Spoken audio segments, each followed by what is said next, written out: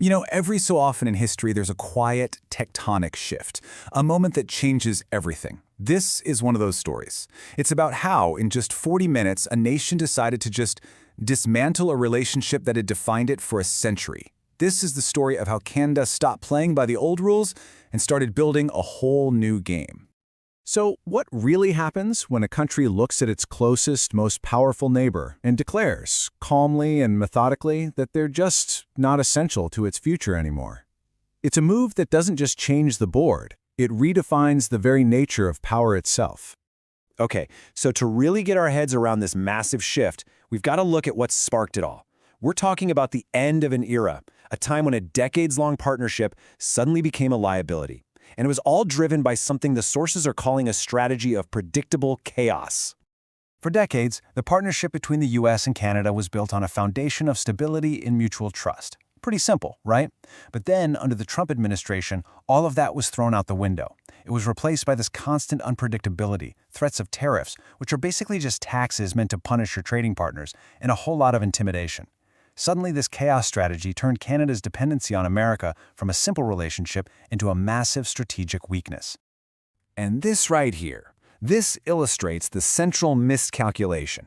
You had political analysts, Washington insiders, pretty much everyone, assuming that chaos was a winning hand.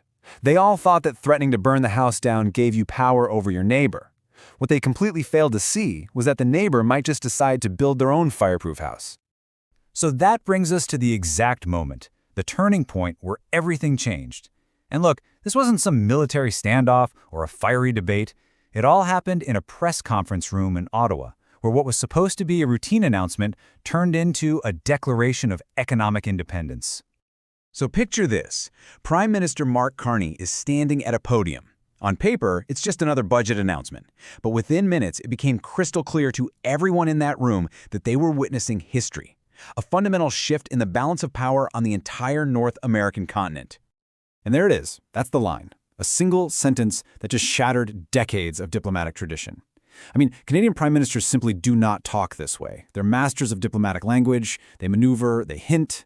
Carney didn't hint. He drew a clear, undeniable line in the sand. He was stating, for the record, that Canada's dependency was officially over. Now, this is the crucial point to understand. Canada wasn't trying to win the game Washington was playing. Not at all. While the White House was obsessing over tariffs and trade wars, the old pieces on the old chessboard, Carney's government was busy building a completely new game board, one where America's moves were, frankly, just irrelevant. So, the big question is, how'd they actually do it? Well, this next part is where we break down the Build Canada blueprint. And this wasn't just some vague idea. It was a detailed, fully funded, and complex strategy of national self-sufficiency. At the very core of this whole strategy is something called the Buy Canadian policy. It's a simple idea, but it's absolutely revolutionary. It means every single dollar the federal government spends on infrastructure, defense, you name it, is now going to go to Canadian companies first. It's not a suggestion anymore. It's the default setting. That pipeline of government money that used to flow south to American companies, yeah, they just turned off the tap.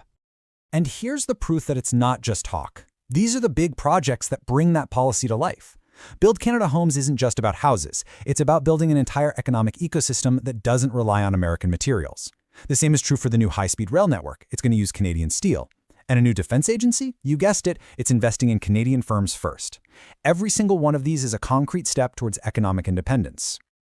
The scale of this ambition is just staggering. We are talking about a $1 trillion investment. This isn't just a budget item. It's a declaration of capability. And that money is laser-focused on the core sectors you need to build a resilient, self-sufficient modern economy. The goal is to make Canada economically unshakable. But of course, this brings up the toughest question, right? What do you do about the industries that seem totally impossible to untangle from the U.S.? A journalist put Carney on the spot with this exact problem, pointing out that New Brunswick's forestry industry sends 75% of its exports to America, a market that was actively trying to shut them out. I mean, it was the perfect recipe for panic. But Carney didn't even flinch. He just laid out this three-part response. Now you gotta notice what's missing here. Not one of these steps involves pleading with Washington for access. Not one. The strategy is to create new demand at home, find new customers around the world, and innovate.